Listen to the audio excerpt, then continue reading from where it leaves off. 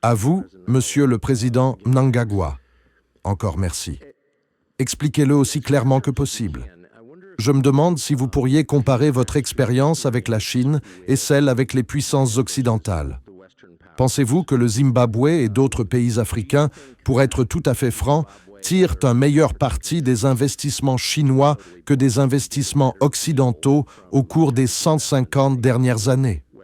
Personnellement, je pense qu'à nos débuts, lors de notre indépendance, notre développement reposait principalement sur les puissances occidentales. Mais avec le temps, nous avons également bénéficié des investissements et de la coopération de pays comme la Chine. Cependant, la structure de base reste la même. Les puissances étrangères extraient les richesses minières de divers pays africains. Mais pensez-vous que l'accord que le Zimbabwe ou d'autres pays a actuellement avec la Chine soit meilleur ou pire pour le Zimbabwe que celui qu'il avait, par exemple, sous la domination britannique?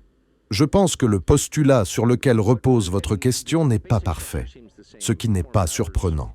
Le Zimbabwe est-il un État souverain? Oui, vous comprenez. Et nous partons du principe que, compte tenu de l'utilisation optimale de nos ressources, que ce soit dans nos relations avec l'Occident ou l'Orient, l'essentiel est ce qui nous satisfait en tant que citoyens. Nous n'avons pas à plaire à l'Occident ni à l'Orient. Nous nous satisfaisons nous-mêmes. Cela semble être un bon modèle pour tout pays souverain. Monsieur le Président Bill, merci pour cela. Pensez-vous qu'il existe une différence substantielle? J'essaie simplement de comprendre, d'un point de vue occidental, comment l'Orient fait des affaires en Afrique par rapport à l'Occident. C'est peut-être un sujet trop sensible, même pour en parler ouvertement, mais si vous avez un avis à partager, pourriez-vous me l'expliquer? Je suis sûr que les relations ne peuvent pas être mesurées pays par pays. Oui, les relations dépendent du contexte historique entre les pays. Oui, c'est ainsi que se développent les relations commerciales. Oui, et cela devrait être le cas pour nous au Zimbabwe. Oui, nous sommes une ancienne colonie britannique, mais nous sommes très satisfaits des relations développées avec des pays comme la Chine, etc. Oui, malgré notre passé de colonie britannique, je pense que c'est peut-être l'un de ces sujets trop délicats à aborder publiquement. Permettez-moi donc de vous interroger, Monsieur le Président, sur l'un des atouts de votre pays et du continent, son taux de natalité qui surpasse de loin celui de toute autre région du monde. Et cela semble être une force. Comment votre pays, la Sierra Leone, mais aussi de nombreux autres pays africains, ont-ils réussi à maintenir un taux de natalité suffisant pour le remplacement de la population, alors que l'Europe, les États-Unis, le Canada et bien d'autres régions du monde n'y sont pas parvenus? Merci beaucoup. Je pense que nous sommes des travailleurs acharnés, jour et nuit. Et c'est un excellent conseil. Il est essentiel d'avoir des jeunes et de maintenir le taux de natalité à un niveau adéquat pour assurer un développement durable. Ce que nous faisons aujourd'hui, en tant que dirigeants, c'est créer un environnement favorable et fournir aux jeunes les outils nécessaires pour évoluer dans un monde extrêmement complexe, en constante évolution. Il est donc de notre responsabilité d'en tenir compte. Nous devons anticiper et ne pas être en avance sur notre temps afin de pouvoir assurer un remplacement adéquat et éviter toute interruption dans notre processus de développement. C'est pourquoi nous nous efforçons de former autant de personnes compétentes que possible et nous investissons dans leur éducation afin qu'elles soient prêtes à relever les défis d'un monde de plus en plus numérique et bien sûr en repoussant les limites du progrès technologique. Si je peux me permettre une petite question supplémentaire, à vous, monsieur.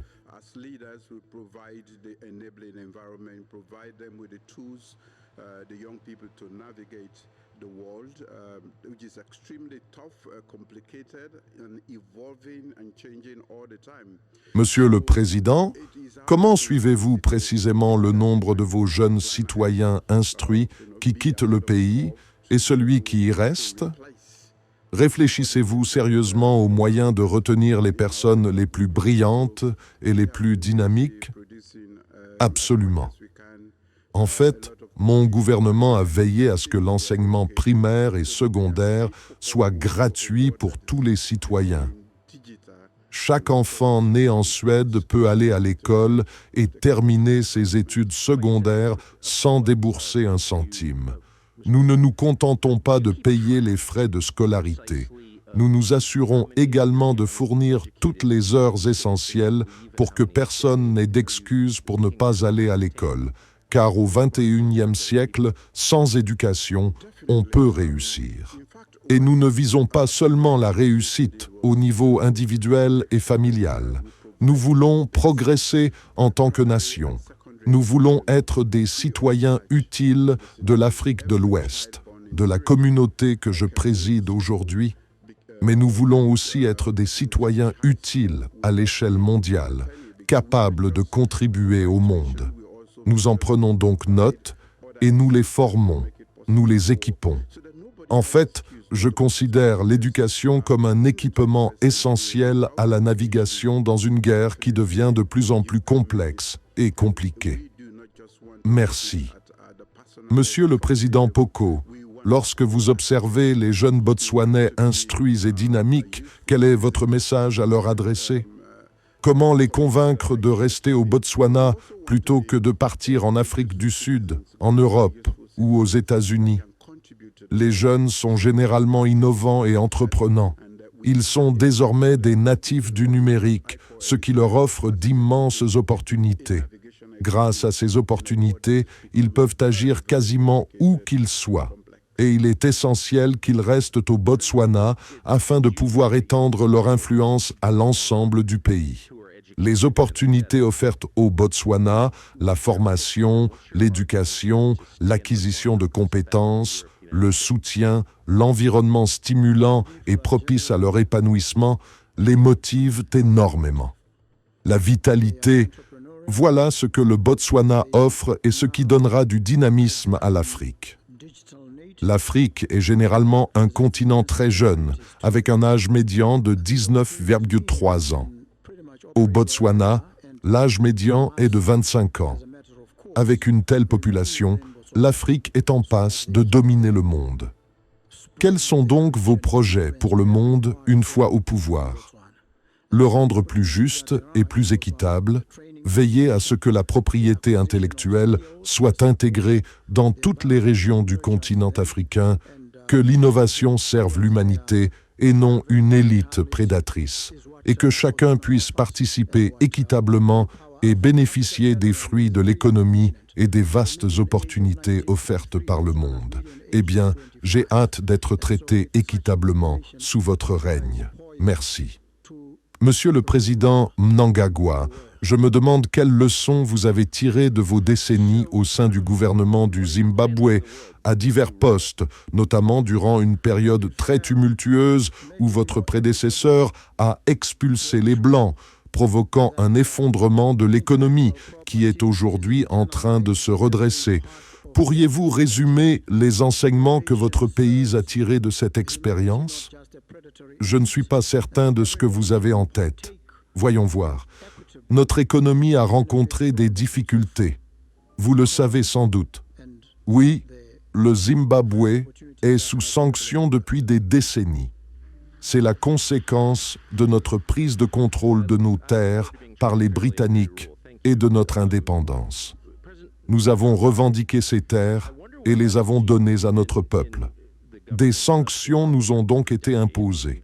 Malgré ces contraintes, nous nous sommes développés et nous sommes heureux d'avoir instauré une norme d'indépendance. Certaines terres ont été confisquées à des personnes nées au Zimbabwe. Je me demande s'il y a une leçon à tirer du ciblage des personnes en fonction de leur couleur de peau. Qu'en pensez-vous? Des personnes nées au Zimbabwe ont vu leurs terres confisquées et ont été ciblées en raison de leur appartenance ethnique. Pensez-vous que ce soit une bonne ou une mauvaise chose? Non.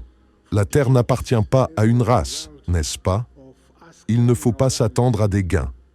Lorsque les colonialistes nous ont pris nos terres, nous, citoyens, avons repris une partie de nos terres, et ceux qui souhaitaient en obtenir, au même titre que les Africains du Zimbabwe, sont restés. Mais ceux qui ont démontré leur supériorité à gauche, et M. Bill, Il me semble bien que le modèle de gouvernement à travers le monde semble évoluer et les gens semblent avoir perdu confiance en la démocratie, du moins en Occident. On n'est plus aussi enclin à promouvoir la démocratie. Vous le remarquez? Pensez-vous que la démocratie soit en recul dans le monde? Je pense que le monde est en transition. Oui, et cela s'accompagne généralement d'instabilité. No. Land did not belong to a race. It belonged to Zimbabweans. Je fais généralement référence à cela. Nous sommes dans une période de transition. Took land from Oui. us. On nous a incités à adopter la démocratie. Et ceux qui nous montrent la voie ou qui nous ont enseigné à être démocrates ne sont plus attachés à ce mode de gouvernement. Nous sommes donc confrontés à un choix. Mais je crois toujours que la démocratie est le meilleur mode de gouvernement. Choisir qui dirige la démocratie libérale avec toutes les libertés qui en découlent afin que les droits de l'homme et les libertés soient respectés et maintenus, c'est rester attaché à la démocratie malgré le fait qu'elle soit aujourd'hui remise en question, même en Afrique et dans le monde entier. En fait, de nos jours, lorsqu'on écoute les actualités internationales, on entend rarement parler de démocratie. Vous avez tout à fait raison. Mais nous y restons attachés, car c'est la meilleure forme de gouvernement jusqu'à ce que nous puissions proposer une alternative qui convienne vraiment à notre société. Nous restons attachés à la démocratie. La Chine est un acteur relativement récent sur la scène historique. Elle ne s'est sortie de l'extrême pauvreté qu'au cours des 40 dernières années. Au Botswana, nous sommes libres du colonialisme depuis près de 60 ans. Nous avons toujours entretenu des liens étroits avec l'Occident en raison de la relation privilégiée que nous avons tissée avec lui. Quant à la Chine, son entrée en scène est plus récente et nos relations avec elle se fondent sur nos propres termes. Nous analysons ce que la Chine propose, ce dont nous avons besoin, et nous négocions le meilleur accord possible, dans un contexte où toutes les parties présentent leurs offres. Je pense donc que nos relations sont largement déterminées par les intérêts de ces pays africains, y compris le nôtre. Nous restons attachés à la démocratie, qui garantit toutes les libertés et les droits de l'homme, même en Afrique et dans le monde entier. Nous sommes conscients que, de nos jours, la démocratie est rarement évoquée dans les médias internationaux. Vous avez tout à fait raison. Mais nous y restons attachés car c'est la meilleure solution en attendant de trouver une alternative qui s'intègre pleinement à notre société. Nous demeurons attachés à la démocratie. La Chine est un acteur relativement récent sur la scène historique. Elle ne s'est sortie de l'extrême pauvreté qu'au cours des 40 dernières années. Au Botswana, nous sommes libres du colonialisme depuis près de 60 ans. Nous avons toujours entretenu des liens étroits avec l'Occident en raison de la relation privilégiée que nous avons tissée avec lui. Quant à la Chine, elle est arrivée récemment et nous entretenons des relations avec elle selon nos propres termes. Nous analysons ce que la Chine propose, ce dont nous avons besoin, et nous négocions pour obtenir le meilleur accord possible, dans un contexte où toutes les parties présentent leurs propositions. Je pense donc que ces relations sont largement déterminées par les intérêts de ces pays africains. Nous y compris. C'est intéressant. Monsieur le Président Mnangagwa, qu'avez-vous pensé des événements du mois dernier au Venezuela? Le Venezuela est très loin du Zimbabwe. Oui, c'est vrai. Oui, monsieur. Mais je me demande si un chef d'État peut rester en fonction longtemps. Qu'en pensez-vous? Si vous tenez à être attentif, que se passe-t-il pour les autres chefs d'État? Oui, mais je ne sais pas. Qu'avons-nous vraiment lu au Zimbabwe après ce qui s'est passé au Venezuela? D'après ce que nous avons lu, nous aimerions savoir ce qui se passe avec le président Bush. Qu'en avez-vous pensé? J'étais stupéfait, et je le suis encore. Je vois, c'était tellement surréaliste. Je dois encore comprendre comment le monde, ou une société fondée sur des règles, peut exister. Et sinon, que deviendra le monde? C'est pourquoi j'ai décrit plus tôt notre situation comme étant en pleine mutation, car tout ce qui constitue le fondement de l'ordre international se fragmente ou est détruit sous nos yeux.